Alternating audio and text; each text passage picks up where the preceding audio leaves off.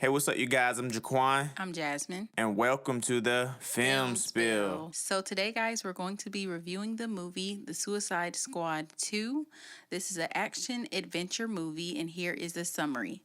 The government sends the most dangerous supervillains in the world, Bloodsport, Peacemaker, King Shark, Harley Quinn, and others, to the remote and enemy-infused island of Corto Maltese. Armed with high-tech weapons, they trek through the dangerous jungle on a search and destroy mission with only Colonel Rick Flag on the ground to make them behave. Yeah, so I enjoyed this movie. I don't think it was better than the first one, but we always talk about how like a lot of times the sequels aren't as great as the first one.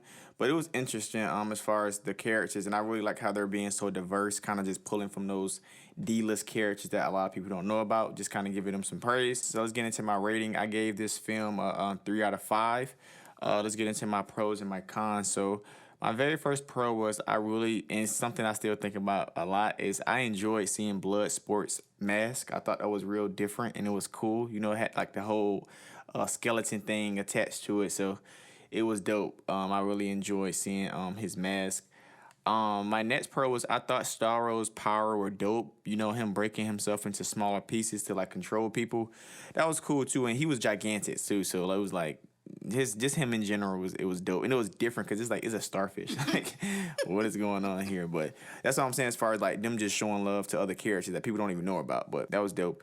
I enjoyed the King Shark scene when he was with the fish tank. I think they said those things were called claretses, but there was basically like these jellyfish creatures, and he was playing with them, and then they broke out and they was trying to eat him. Well, they started to eat on him. But yeah, that was dope. So it was just showing because you know he loves to eat people, so just seeing him like become the food for once from some smaller creatures, it was dope. My cons. So my cons were the rat catcher's abilities. I don't like rats, so just seeing her control all those rats. Like for one, it was just like okay, once again, just them showing love to these people that we don't know about is cool, but her it was just like yeah, I don't care for rats, so I didn't really care too much about her abilities.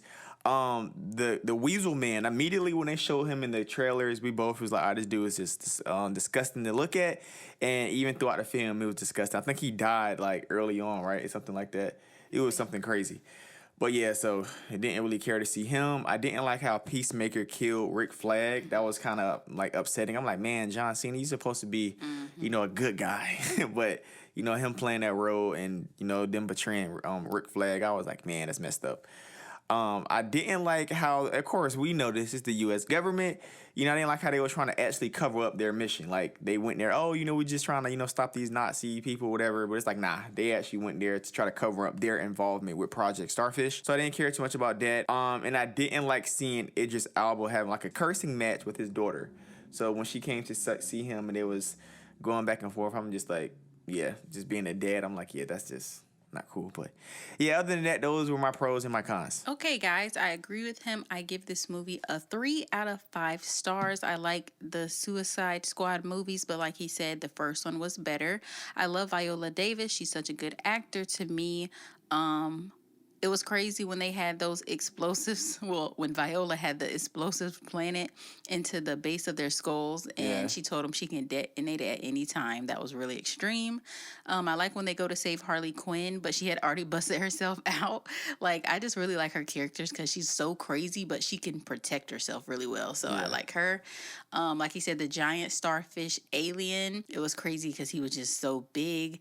And then when Polka Dot Man accidentally set off the explosives early, I think he like sneezed or something. Something happened, and when his polka dots was like flying and it set the explosives off, that was crazy. That dude was weird. Yeah. And then there were some funny banter between like the squad, and there were like some nice moments, like when Viola told them their mission was complete, like you said, once Jotunheim was destroyed, but they decided to stay and fight the giant starfish because that was the right thing to do. So it was definitely some nice parts, and I think it was a really good movie. Facts. So just like always, you guys make sure y'all like, subscribe, and comment. You guys have a good one.